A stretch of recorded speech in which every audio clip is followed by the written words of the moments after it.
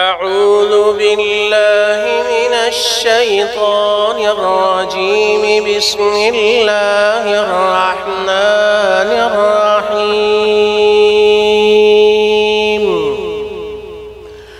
والفجر وليال عشر والفجر وليال عشر والشفع والوتر والليل إذا يسر هل في ذلك قسم لذي حجر ألم تر كيف فعل ربك بعاد إرم ذات العماد التي لم يخلق مثلها في البلاد وثمود الذين جابوا الصخر بالواد وفرعون ذي الأوتاد الذين طغوا في البلاد فأكثروا فيها الفساد فصب عليهم ربك سوط عذاب إن ربك لبالمرصاد إن ربك لبالمرصاد فأما الإنسان إذا ما ابتلاه ربه فأكرمه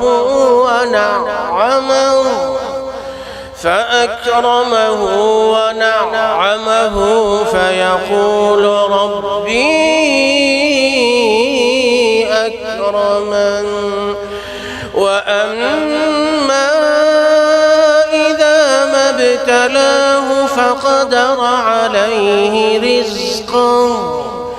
فقدر عليه رزقه فيقول ربي أهانن كلا بل لا تكرمون اليتيم ولا تحاضون على طعام المسكين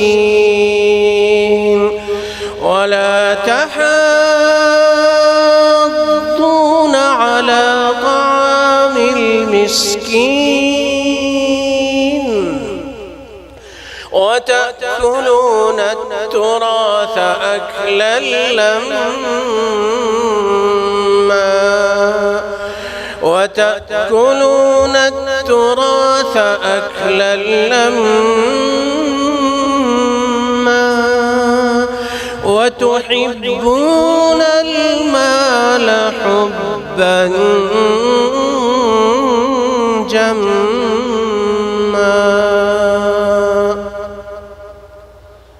اللہ سبحانہ و تعالی کے فضل و کرم اور اس کی توفیق و احسان سے ہم ذو الحج کے اس مبارک مہینے کی آمد سے چند روز قبل آج اپنے اس درس میں اس مبارک مہینے کی مناسبت سے بعض اہم باتوں کو سمجھنے کی کوشش کر رہے ہیں. جس سورہ مبارکہ کی ہم نے تلاوت کی ہے اس سورت کا نام الفجر ہے، اور اس سورت کے بالکل شروع میں جو واو آئی ہے مختلف آیات کے شروع میں والفجر ولیال عشر والشفع والوتر، یہ تمام واو جتنی بھی ہیں ان کو واو قسم کہا جاتا ہے. اللہ سبحانہ و تعالی قرآن پاک میں قسم کھا کر کسی بات کی تاکید فرمانا چاہتا ہے تو شروع میں واو قسم لگائی جاتی ہے، اور قسم ہے فجر کے وقت کی. اور قسم ہے 10 راتوں کی، والفجر ولیال عشر، اور قسم ہے 10 راتوں کی، والشفع والوتر، اور قسم ہے جفت کی، اور قسم ہے طاق کی۔ یہ وہ تمام قسمیں ہیں جو اس سورہ مبارکہ کے شروع میں کھائی گئی ہیں۔ یہ در حقیقت ذو الحج کا جو مبارک مہینہ ہے، یہ ان 4 مبارک مہینوں میں سے ہے جن کو اشہر حرم کہا جاتا ہے۔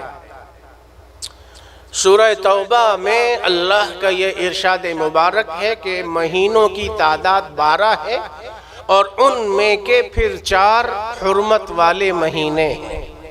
ان عدت الشہور عند اللہ 12 شہرا فی کتاب اللہ یوم خلق السماوات والارض منها 4 حرم، منها 4 حرم۔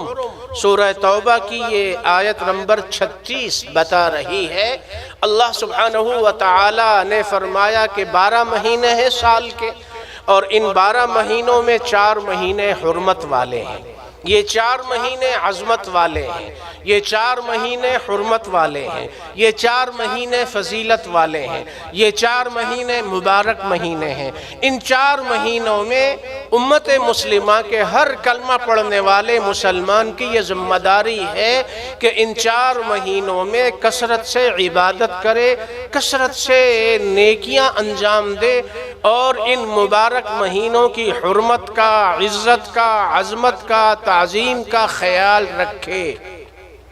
خاص طور پہ یہ ذو الحج کا مہینہ، ان الزمان قد استدار كهيئته يوم خلق السماوات والأرض السنة 12 شهرا منها 4 حرم 3 متواليات ذو القعدة وذو الحجة والمحرم ورجب۔ بخاری و مسلم کی یہ روایت ہے۔ یہ سورہ توبہ کی اس آیت مبارکہ کی گویا کہ تشریح ہوئی کہ 12 مہینوں میں یہ 4 مہینے حرمت والے ہیں، 3 تو تسلسل سے آتے ہیں، ذو القعدہ، ذو الحج اور محرم، اور 1 مہینہ رجب کا ہے۔ یہ 4 مہینے حرمت والے ہیں۔ آیت کریمہ اور حدیث مبارک سے ایک یہ بات بھی ہم کو معلوم ہوئی کہ ان مہینوں کی ترتیب، 12 مہینوں کی ترتیب، پہلے محرم، اس کے بعد یہ تمام یعنی ذو الحج آخری مہینہ، محرم پہلا مہینہ، سال کا پہلا اور سال کا آخری، ان مہینوں کی ترتیب اللہ نے بنائی ہے، اور رسول اللہ صلی اللہ علیہ وسلم نے وضع کی ہے، وضاحت فرما دی ہے، اور یہ بھی بتا دیا کہ یہ 4 مہینے حرمت والے ہیں۔ احادیث مبارکہ میں یہ بھی آتا ہے کہ یہ 4 مہینے جو حرمت والے ہیں، آدم علیہ السلام کے زمانے سے لے کے آخری نبی صلی اللہ علیہ وسلم تک کے جتنے انبیاء آئے، ان سب کی امتوں، ملتوں، شریعتوں میں یہ 4 مہینے متفقہ طور پر حرمت والے مہینے تھے۔ ان 4 مہینوں میں عموماً اور خاص طور پر ذو الحج کے مہینے میں فرمایا کہ کثرت سے عبادت کرو۔ یہ وہ مبارک مہینے ہیں، جیسے رمضان المبارک کا مہینہ مبارک مہینہ تھا۔ وہ مہینے، وہ دن، وہ راتیں، وہ اوقات جو مبارک ہوتے ہیں، اور وہ جگہیں جو مبارک ہوتی ہیں، بیت اللہ ہے، حرم مکہ ہے، حرم مدینہ ہے، مساجد ہیں، وہ جگہیں جو برکت والی ہیں، تو ان اوقات میں یا ان مقامات پر کی جانے والی عبادتیں دوسری جگہوں اور دوسرے اوقات کے مقابلے میں زیادہ اجر و ثواب والی عبادت میں شمار کی جاتی ہیں۔ بالکل اسی طرح اگر ان جگہوں پر یا ان اوقات میں، ان مہینوں میں، ان راتوں میں اگر کوئی گناہ کرتا ہے، نافرمانی کرتا ہے، تو اس کی پکڑ اور اس کا عذاب بھی کئی گنا زیادہ ہوگا اور سخت شدید وعید ہوگی، جیسا کہ نیکیوں کو بڑھا چڑھا کے اجر و ثواب دیا جاتا ہے، بالکل اسی طرح اگر کوئی چھوٹا گناہ کرے، علماء نے لکھا ہے بالکل اسی طرح اگر کسی سے صغیرہ گناہ ہو جائے تو وہ اللہ سے ڈرے کہ کہیں ایسا نہ ہو کہ یہ کبیرہ میں شمار ہو جائے۔ ان مبارک مہینوں میں تمام مسلمانوں کو گناہوں سے، نافرمانی سے، بغاوت سے، سرکشی سے، ان گناہوں سے دور رہنا چاہیے، زیادہ سے زیادہ نیکیاں انجام دینی چاہیے۔ امام ابو بکر الجساس حنفی رحمت اللہ علیہ کی مشہور کتاب ہے احکام القرآن، اس میں امام ابو بکر نے لکھا ہے رحمت اللہ علیہ نے کہ ہم نے اپنے بزرگوں سے پہلوں سے یہ بات سنی ہے کہ جو کوئی مسلمان بندہ یا مسلمان بندی ان 4 مہینوں میں یا رمضان کے مہینے میں یا ذوالحج کے پہلے 10 دنوں میں، پہلی 10 راتوں میں یا ذوالحج کے پورے مہینے میں اگر اپنے آپ پر قابو رکھے، گناہوں سے اپنے آپ کو بچائے رکھے، نفلی روزے رکھے، قرآن کی تلاوت کرے، غریبوں، یتیموں، بیواؤں کی مدد کرے، رشتہ داروں سے حسن سلوک کرے، صلہ رحمی کو انجام دے، کثرت سے اللہ کا ذکر کرے، استغفار پڑھے، درود شریف پڑھے، نیکیوں کی کثرت، تو اللہ تعالی ان نیکیوں کی برکت کی وجہ سے پورے سال اس کی حفاظت فرماتا ہے اور پورے سال اس کو نیکیوں کی توفیق دے دیتا ہے۔ یہ ایک بہت بڑی حکمت ہے۔ امام البیہقی رحمت اللہ علیہ نے شعب الایمان میں یہ حدیث مبارک نقل کی ہے، سید الشہور شہر رمضان وَأَعْظَمُهَا حُرْمَةً ذُو الْحِجَّةِ، تمام مہینوں کا سردار رمضان کا مہینہ ہے اور پورے سال کے تمام دنوں کے مقابلے میں سب سے زیادہ حرمت والے، عظمت والے، برکت والے دن ذوالحج کے پہلے 10 دن ہیں۔ مستدرک حاکم میں سرکار دو عالم صلی اللہ علیہ وسلم کا یہ ارشاد مبارک نقل کیا گیا ہے، والفجر وليال عشر عشر الاضحیہ والوتر یوم عرفہ والشفع یوم النحر۔ والفجر ولیال عشر سے مراد عشرہ ذوالحجہ کا پہلا عشرہ ہے، یعنی پہلی 10 راتیں مراد ہیں۔ والوتر سے مراد یوم عرفہ ہے اور شفع سے مراد قربانی کا دن ہے۔ یہ حدیث مستدرک حاکم میں ہے اور دوسری احادیث میں بھی آیا ہے۔ ولیال عشر سے مراد عبداللہ ابن عباس رضی اللہ عنہما فرماتے ہیں اور جمہور مفسرین اور تابعین کا یہ قول مبارک ہے کہ ولیال عشر سے مراد 10 راتیں ہیں۔ خود احادیث میں بھی یہ ارشاد مبارک ایک سے زیادہ حدیث میں وضاحت سے موجود ہے۔ مسند احمد بن حنبل میں ہے ان العشر عشر الاضحى والوتر یوم عرفہ والشفع یوم النحر، اور بخاری میں ان 10 دنوں کے بارے میں ہے ما من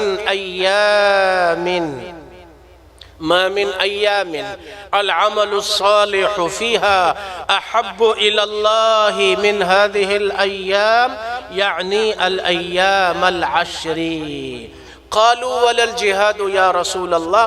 قال ولا الجهاد في سبيل الله الا رجل خرج بنفسه وماله فلم يرجع من ذلك بشيء۔ ارشاد فرمایا کہ پورے سال کے جتنے دن ہیں 360 دن، ان تمام دنوں کے مقابلے میں ان 10 دنوں میں کی جانے والی کوئی بھی نیکی اللہ کو سب سے زیادہ پسند ہے۔ صحیح بخاری کی یہ حدیث بتا رہی ہے کہ پورے سال کے 360 دنوں کے مقابلے میں یہ 10 دن زیادہ اجر و ثواب والے ہیں اور برکت والے ہیں۔ سعید ابن جبیر تابعی ہیں، ان کے بارے میں امام الدارمی نے اپنی کتاب میں یہ قول نقل کیا ہے، سنن دارمی میں، یہ کہ کان سعید بن جبیر اذا دخل ایام العشر اجتہد اجتہادا شدیدا حتی ما یکاد یقدر علیہ۔ سعید ابن جبیر جو مشہور تابعی ہیں، ایک سعید ابن المسیب ہیں، ایک سعید ابن جبیر ہیں رحمت اللہ علیہما وعلیہم اجمعین، فرمایا کہ یہ 10 ذو الحج کے دنوں میں اتنی مشقت والی عبادتیں کرتے تھے، اتنی مشقت والی عبادتیں کرتے تھے، اتنی مشقت والی عبادتیں کرتے تھے کہ دیکھنے والے کو یوں محسوس ہوتا تھا کہ یہ تو کر نہیں پائیں گے، چونکہ ان کے علم میں یہ بات تھی کہ یہ وہ 10 مبارک دن ہیں جن دنوں میں کی جانے والی عبادت اللہ کے ہاں سب سے زیادہ مرغوب اور مطلوب اور محبوب مانی جاتی ہے۔ ما من ایام اعظم عند اللہ ولا احب الى اللہ من العمل فیہن من هذه الایام العشر فَأَكْثِرُوا فِيهِنَّ مِنَ التَّهْلِيلِ وَالتَّكْبِيرِ وَالتَّحْمِيدِ۔ مسند احمد ابن حنبل میں یہ حدیث مبارک ہے، سرکار دو عالم صلی اللہ علیہ وسلم نے فرمایا تمام سال کے دنوں کے مقابلے میں ان 10 دنوں میں کی جانے والی عبادت اللہ کے ہاں سب سے زیادہ محبوب مانی جاتی ہے، تو کثرت سے ان دنوں میں اللہ کی عبادت کیا کرو، اللہ کا ذکر کیا کرو، تحلیل، تکبیر، تسبیح، اللہ اکبر اللہ اکبر اللہ اکبر، لا الہ الا اللہ لا الہ الا اللہ لا الہ الا اللہ، سبحان اللہ، الحمدللہ، کثرت سے تسبیح اور تکبیر اور تحلیل پڑھا کرو۔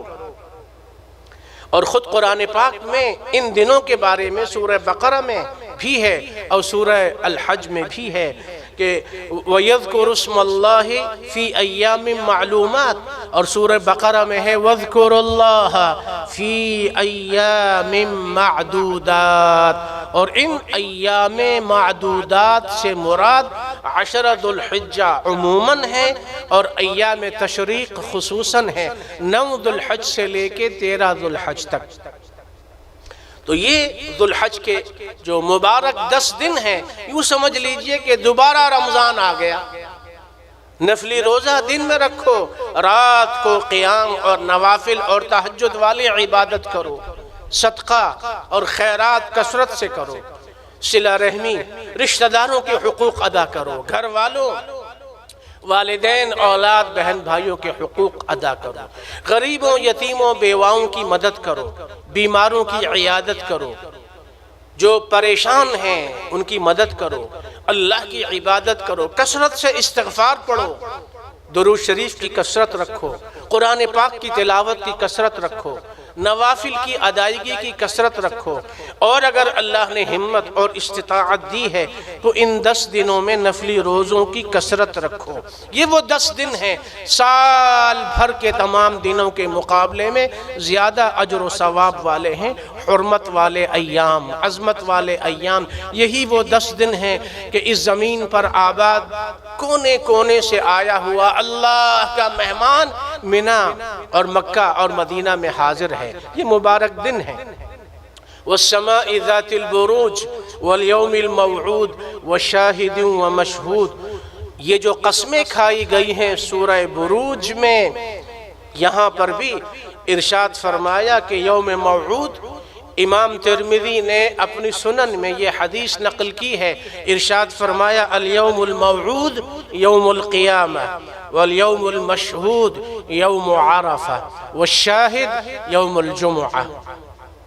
اور امام طبرانی کی معجم کبیر میں ہے ان المشہود یوم عرفہ وشاہد ومشہود۔ سورہ الفجر میں اور سورہ بروج میں باقاعدہ ذوالحج کی 10 راتوں کا ذکر اور یوم عرفہ کا ذکر، اور یہ وہ مبارک دن ہے، یہ 10 دن، اور ان میں خاص طور پر عید والا دن، جس دن عید الاضحیٰ منائی جاتی ہے، قربانی والی عبادت انجام دی جاتی ہے، اور اس سے ایک دن پہلے یوم عرفہ تمام حاجی عرفات کے میدان میں جمع ہو کے اللہ کو یاد کرتے ہیں، اور آخری پہر عصر کے وقت مغرب سے پہلے اللہ سبحانہ و تعالی آسمان دنیا پہ نزول فرماتا ہے جیسے اس کی شان کے لائق ہے۔ تمام احادیث میں یہ چیز موجود ہے کہ اللہ تعالیٰ فرشتوں کو گواہ بنا کر اعلان فرماتا ہے کہ عرفات میں جتنے لوگ حاضر ہیں ہم نے سب کی مغفرت فرما دی۔ یہ وہ مبارک دن ہے، یہ وہ مبارک گھڑی ہے کہ اس زمین پر جہاں جہاں مسلمان، آپ اپنے گھر میں بیٹھے ہیں، اپنی محلے کی مسجد میں بیٹھے ہیں، جہاں کہیں بھی ہیں، اللہ کا ذکر کریں، اللہ کی عبادت کریں۔ خاص طور پہ عصر اور مغرب کا درمیانی وقت بہت مبارک ہے۔ ما من يوم أكثر من أن يعتق الله فيه عبدا من النار من يوم عرفة، یہ صحیح مسلم میں ہے، اور فرمایا کہ اللہ تعالی اپنے بندوں کو جہنم سے چھٹکارا دے دیتے ہیں سب سے زیادہ پورے سال کے 360 دنوں کے مقابلے میں جس دن اللہ سبحانہ و تعالی کی طرف سے سب سے زیادہ اپنے بندوں کو جہنم سے چھٹکارے کی بشارت سنائی جاتی ہے، وہ یوم عرفہ ہے، 9 ذوالحج کا دن ہے۔ آؤ ہم مل کے اس مبارک دن اللہ کی بارگاہ میں اپنی توبہ پیش کریں، توبہ اور استغفار کریں، گناہوں پہ ندامت کا اظہار کریں، اللہ سے مانگو اس دن، اللہ سے مانگو، یہ مانگنے کا دن ہے، آپ جہاں کہیں بھی ہیں۔ اور یوم عرفہ کا روزہ صحیح مسلم میں ہے، سئل عن صوم یوم عرفہ فقال صلی اللہ علیہ وسلم یکفر السنة الماضیة والباقیہ۔ پوچھا گیا کہ یا رسول اللہ، یوم عرفہ کا روزہ، اس کا اجر و ثواب کیا ہے؟ سرکار دو عالم صلی اللہ علیہ وسلم نے فرمایا کہ یوم عرفہ کا ایک دن کا روزہ گزشتہ سال اور آئندہ سال، دو سال گزشتہ اور آئندہ 2 سال کے گناہوں کا کفارہ بن جاتا ہے۔ اللہ اکبر کبیرا والحمد للہ کثیرا وسبحان اللہ بکرۃ واصیلا۔ یوم عرفہ کا روزہ رکھا جائے، 9 ذوالحج کا روزہ، اور یہ وہ مبارک ایام ہیں۔ وَاذْكُرُوا اللَّهَ فِي أَيَّامٍ مَعْدُودَاتٍ، سورہ بقرہ میں، وَاذْكُرُوا اللَّهَ فِي أَيَّامٍ مَعْدُودَاتٍ،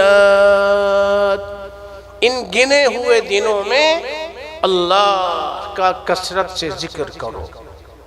اور سورہ الحج میں ہے وَيَذْكُرُ اسْمَ اللَّهِ فِي أَيَّامٍ مَعْلُومَاتٍ، اور علماء نے فرمایا کہ ایام معدودات یہ ہیں ایام تشریق، اور ایام تشریق 9 ذوالحج سے لے کے 13 تک ہے۔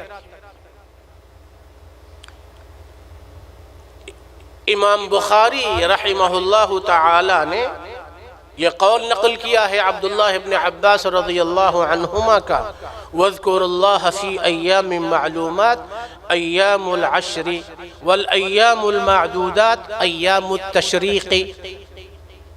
عبداللہ ابن عباس رضی اللہ عنہما فرماتے ہیں کہ سورہ بقرہ اور سورہ الحج میں ایام معدودات اور ایام معلومات کا ذکر ہے۔ تو ایام معلومات کا مطلب اور تشریح اور تفصیل اور تفسیر وہ ہے عشرہ ذوالحج کے پہلے 10 دنوں کی راتیں یا 10 دن، ایام العشر ذوالحج کے پہلے 10 دن، اور 10 دن ہیں تو اس سے مراد 10 دن بھی ہیں اور 10 راتیں بھی ہیں۔ اور فرمایا کہ ایام معدودات سے مراد ایام تشریق ہے۔ وَكَانَ ابْنُ عُمَرَ وَأَبُو هُرَيْرَةَ يَخْرُجَانِ إِلَى السُّوقِ فِي أَيَّامِ الْعَشْرِ يُكَبِّرَانِ وَيُكَبِّرُ النَّاسُ بِتَكْبِيرِهِمَا۔ سیدنا ابو ہریرہ اور عبداللہ ابن عمر رضی اللہ عنہم اجمعین کے بارے میں آتا ہے کہ ان دنوں میں وہ بازار کی طرف جب گشت کرتے، چکر لگاتے جاتے تو بلند آواز سے تکبیرات پڑھتے تھے، اور ساری مارکیٹ والے، سارے بازاروں والے، سارے رستوں والے لوگ ان کی آواز کے ساتھ آواز ملا کر بلند آواز سے تکبیرات پڑھتے تھے۔ 9 ذوالحج کی فجر سے 13 ذوالحج کی عصر تک ہر نماز کے بعد خصوصاً بلند آواز سے امام بھی اور نمازی بھی، گھروں میں ہماری مائیں، بہنیں، بیٹیاں ہلکی آواز سے، بلند آواز سے نہیں، ہلکی آواز سے چلتے پھرتے، اٹھتے بیٹھتے تکبیرات پڑھیں۔ گھروں کا ماحول ایسا بنا دو، میڈیا اور چینلز پہ دن رات بے حیائی پھیلانے والوں، آؤ یہ موقع ہے، سچے دل سے توبہ کرو، سچے دل سے توبہ کرو۔ ان مبارک دنوں میں اللہ کا ذکر پھیلاؤ، نشر کرو، پورے ملک میں گلی گلی، کوچہ کوچہ، محلہ محلہ، سڑک سڑک، شہر شہر، مسجد ہو، اسکول ہو، گھر ہو، مارکیٹ ہو، راستہ ہو، کہیں بھی ہو، بلند آواز سے سارے مل کے پڑھو۔ اللہ اکبر، اللہ اکبر، اللہ اکبر، لا الہ الا اللہ، اللہ اللہ اکبر وللہ الحمد، اللہ اکبر، اللہ اکبر، اللہ اکبر 2 مرتبہ بھی ہے، 3 مرتبہ بھی ہے، اللہ اکبر، اللہ اکبر، اللہ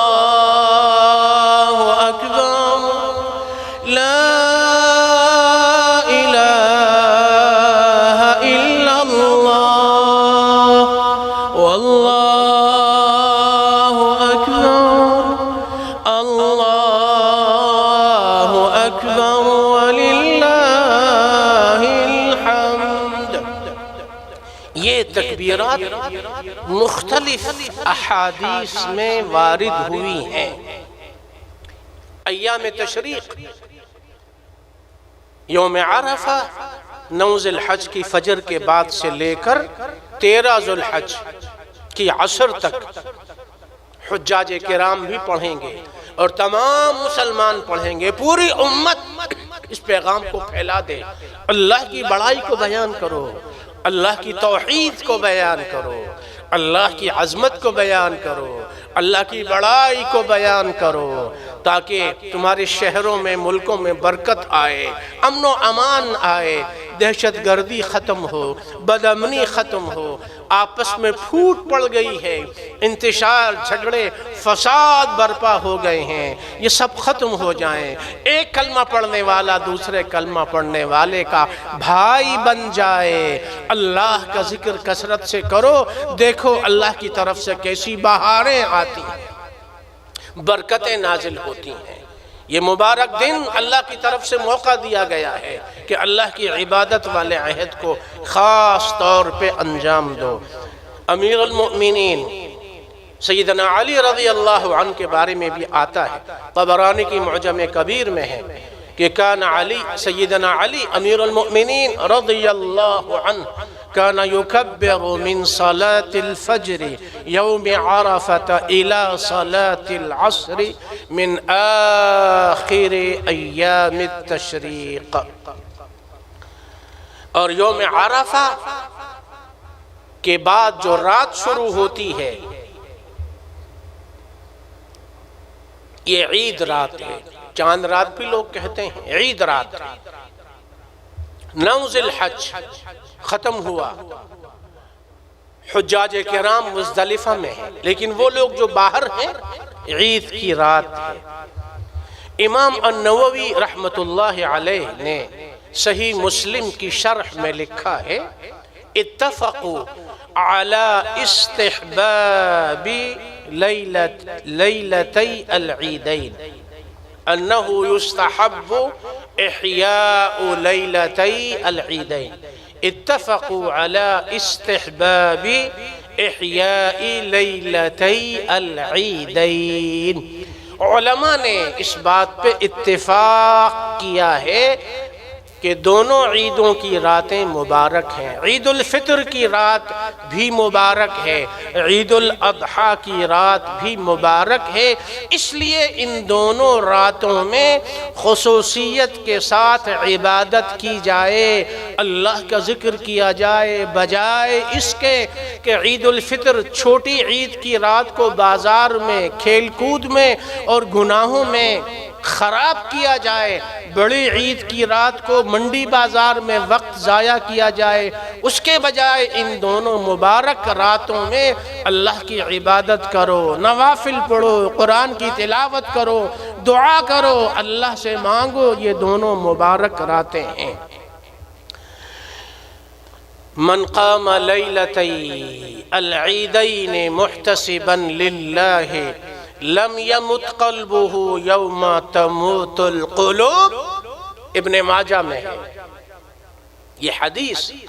جو چھوٹی عید اور بڑی عید کی رات کو جاگ کر عبادت کرے اللہ کی رضامندی اجر و ثواب کی نیت سے، جس دن دوسروں کے دل مردہ ہو جائیں گے اس دن اللہ اس کے دل کو زندہ فرما دے گا. علماء نے لکھا ہے کہ عید الفطر اور عید الاضحیٰ کی راتوں کے بارے میں جو احادیث وارد ہوئی ہیں سند کے اعتبار سے یہ اگرچہ کمزور ہیں، لیکن عید الاضحیٰ کی راتوں کی تو قرآن میں قسم کھائی گئی ہے.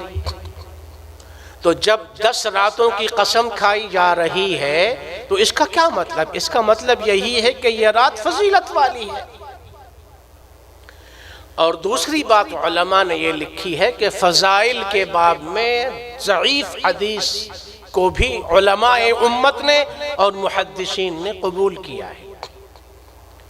تیسری بات یہ لکھی ہے کہ یہ احادیث اگرچہ ضعیف ہیں سند کے اعتبار سے، لیکن طرق کثیرہ اور طرق مختلفہ کی وجہ سے ایک دوسرے کی تائید کر کے یہ حسن کے درجے تک پہنچ جاتی ہیں.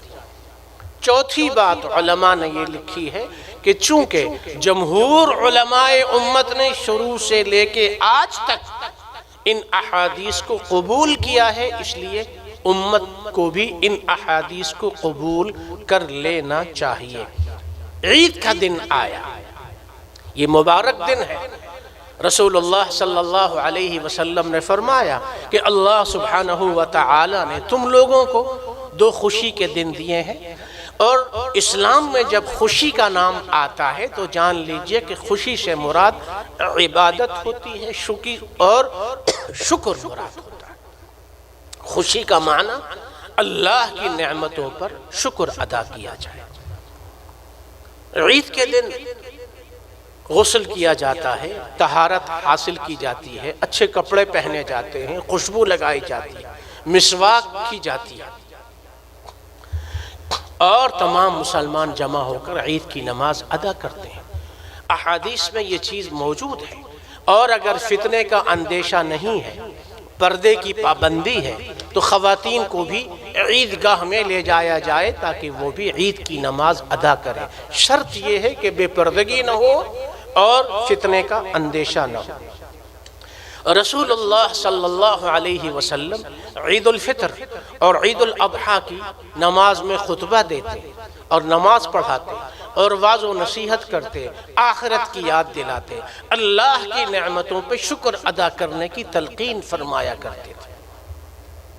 اور آپ صلی اللہ علیہ وسلم کا معمول تھا کہ عید الفطر کے موقع پہ جب تشریف لے جاتے تو عید کی نماز پڑھنے سے پہلے کھجور یا کچھ چیز تناول فرما کر تشریف لے جاتے، اور عید الاضحیٰ کے دن آپ کا معمول مبارک یہ تھا کہ آپ کچھ کھائے پیے بغیر عید کی نماز پڑھنے تشریف لے جاتے، واپس تشریف لا کر قربانی فرماتے اور پھر قربانی کے گوشت کو پکا کر تناول فرماتے۔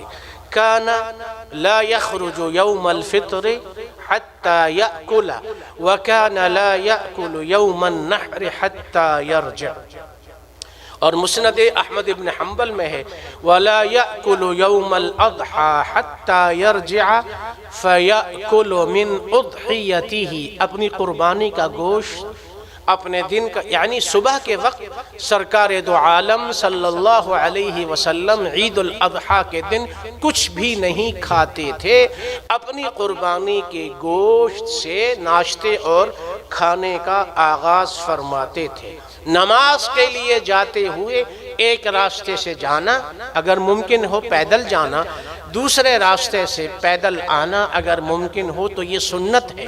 نماز پڑھنے کے لیے جاتے ہوئے بلند آواز سے تکبیرات پڑھنا جو ابھی ہم نے پڑھی ہیں، اللہ اکبر اللہ اکبر اللہ اکبر لا الہ الا اللہ واللہ اکبر اللہ اکبر وللہ الحمد۔ عید کی نماز سے قبل نہ کوئی سنت ہے اور نہ کوئی نفل ہے۔ عید کی نماز سے قبل کسی قسم کی کوئی نفل یا اور کوئی نماز نہیں ہے۔ عید کی نماز کے بعد سب سے ملنا، عید کی مبارکباد دینا، یہ سنت ہے۔ ہمارے ہاں جو رواج ہے معانقہ کرنا، اس کو اگر لازمی نہ سمجھا جائے تو اس میں کوئی حرج نہیں ہے۔ مسلمان سے ملے، خوشی سے ملے اور ایک دوسرے کو عید کی مبارکباد دے۔ صحابہ اور تابعین رضی اللہ عنہم جب عید کے دن ایک دوسرے سے ملتے، امام النسائی نے اپنی سنن کبیر میں اور امام البیہقی نے اپنی شعب میں اور امام طبرانی نے اپنی معجم کبیر میں یہ نقل کیا ہے کہ صحابہ اور تابعین جب عید کے دن ایک دوسرے سے ملتے تو ایک دوسرے کو یوں کہا کرتے تقبل اللہ منا ومنکم، تقبل اللہ منا ومنکم، اللہ تمہاری اور ہماری عبادتوں کو قبول فرما لے۔ عید کی خوشیوں میں اپنے گھر والوں کو اپنی خوشیوں میں شریک کیجئے، اپنے بہن بھائیوں رشتہ داروں کو شریک کیجئے۔ عید کے دن تمام رشتہ داروں دوستوں پڑوسیوں سے ملنا یہ مبارک عمل ہے، صلہ رحمی اور بڑی نیکی ہے۔ عید کے دن جہاں آپ اپنے بچوں اور گھر والوں کے ساتھ عید کی خوشیاں منائیں، وہاں یتیموں، غریبوں، مسکینوں، ناداروں کو بھی یاد رکھیں، عید کی خوشیوں میں ان کا حصہ ڈالیں۔ چھوٹی عید میں فطرانہ اسی لیے ضروری قرار دیا گیا کہ معاشرے میں کوئی گھر ایسا نہ ہو جس میں چولہا نہ جلے۔ آپ کے ہاں انواع و اقسام کے کھانے پکیں اور غریب کے ہاں چولہا نہ جلے، یہ عید نہیں ہے۔ عید یہ ہے کہ دوسروں کو اپنی خوشیوں میں شامل کرو۔ عید کے موقع پہ ہم ایک دوسرے سے ملتے ہیں، مبارکباد دیتے ہیں، خوشی کا اظہار کرتے ہیں۔ ہمیں اس موقع پہ اپنے ان والدین کو، اپنے ان عزیز و اقارب کو بھی یاد کرنا چاہیے جو زندگی میں ہمارے ساتھ تھے اور آج وہ اللہ کے سامنے حاضر ہو چکے ہیں۔ عید کے موقع پہ ہمیں ان کے لیے ایصال ثواب، صدقہ جاریہ صدقات اور خاص طور پر دعاؤں کا اہتمام کرنا چاہیے۔ عید کے موقع پہ زندوں کو بھی یاد رکھیں، مرنے والوں کو بھی یاد رکھیں۔ عید یہ ہے کہ امت مسلمہ یکجان ہو جائے۔ عید الاضحیٰ میں قربانی والا عمل، قربانی والی نیکی انجام دی جاتی ہے۔ والبدن جعلناها لكم من شعائر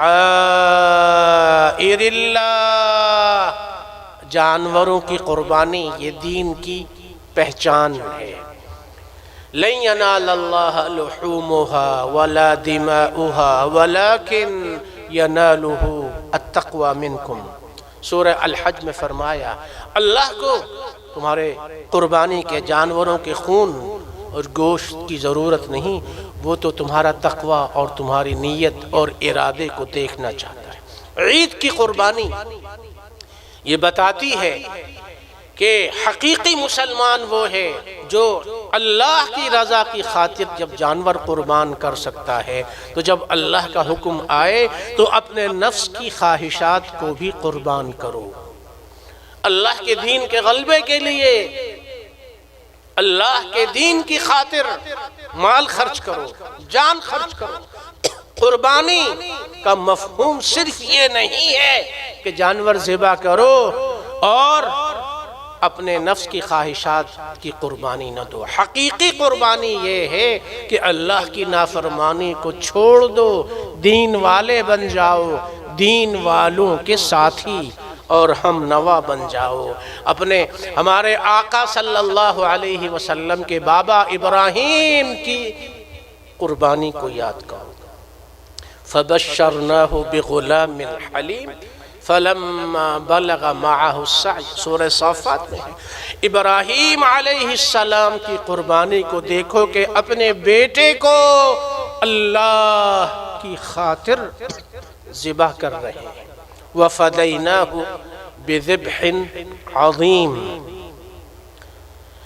اللہ کو یہ نیکی، یہ عمل اتنا پسند آیا کہ تا قیامت اس کو مستقل سنت اور واجب قرار دے دیا۔ ہر مسلمان پر قربانی کرنا، ہر سال قربانی کرنا واجب ہے۔ اور یہ قربانی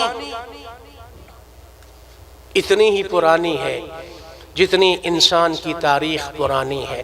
آدم علیہ السلام کے بیٹے آدم علیہ السلام جب زمین پر تشریف لائے، اللہ نے حوا علیہ السلام کو بھیجا، اللہ نے اولاد دی حابیل قابیل، تو سب سے پہلے قربانی کا ذکر انسانی تاریخ کے ساتھ ساتھ آ رہا ہے۔ وَاتْلُ عَلَيْهِمْ نَبَأَ ابْنَيْ آدَمَ بِالْحَقِّ اذ قربا قربانا۔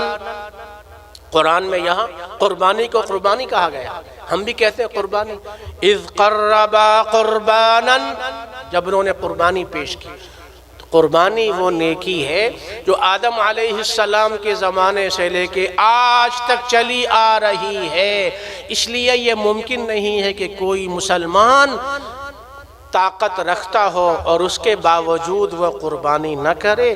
اسی لیے سرکار دو عالم صلی اللہ علیہ وسلم نے فرمایا، اور یہ ابن ماجہ کی حدیث ہے، من کان لہ سعۃ ولم یضحی فلا یقربن مصلانا۔ جو مسلمان قربانی کر سکے اور اس کے باوجود قربانی نہیں کرتا، وہ ہماری مسجدوں، نماز پڑھنے کی جگہوں کے قریب بھی نہ آئے۔ اتنی شدید وارننگ ہے۔ وَلِكُلِّ أُمَّةٍ جَعَلْنَا مَنْسَكًا، ہم نے ہر امت کے لیے قربانی کو مقرر کر دیا ہے۔ سورہ الحج میں فرمایا، گویا کہ قربانی وہ عبادت ہے جو آدم علیہ السلام سے لے کے آج تک ہر ملت، ہر دین، ہر قوم، ہر شریعت میں ضروری اور واجب تھی۔ فَصَلِّ لِرَبِّكَ وَانْحَرْ، قرآن میں حکم ہے جب تم نماز پڑھتے ہو تو قربانی بھی ادا کرو۔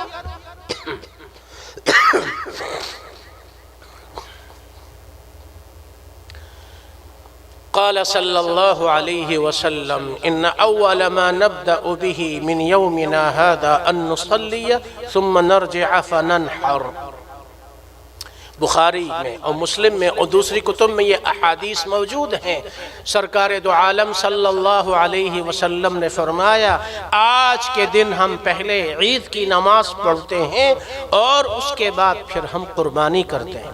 آپ علیہ السلام نے قربانی کی، ہر سال قربانی کی، اور ارشاد فرمایا، یہ مسند احمد ابن حنبل میں ہے کہ ایک مرتبہ ارشاد یہ فرمایا کہ یہ ایک بکرا تو میرے اور میرے گھر والوں کی طرف سے ہے اور دوسری قربانی میں اپنی امت کی طرف سے کر رہا ہوں. ضحى اشترى كبشين عظيمتين سمينتين اقرنين املحين موجوعين فيذبح احدهما عن امته ممن اقر بالتوحيد وشهد له بالبلاغ ويذبح الاخر عن محمد وآل محمد صلی اللہ علیہ وسلم. ایک جانور امت کی طرف سے قربانی کی اور دوسرا اپنے گھر والوں کی طرف سے. اور یہ وہ دن ہے، امام ترمذی نے اپنی سنن میں یہ حدیث نقل کی ہے، ما عمل آدمی من عمل یوم النحر احب الى اللہ من احراق الدم إنه ليأتي يوم القيامة بقرونها وأشعارها وأظلافها وأن الدم ليقع من الله بمكان قبل أن يقع من الأرض فطيبوا بها نفسا. ارشاد فرمایا کہ ضحوا وطيبوا بها أنفسكم. اگر تم اپنا تزکیہ چاہتے ہو، تقوی کو حاصل کرنا چاہتے ہو، تو دل کی خوشی سے، اپنی خوشی سے قربانی کرو.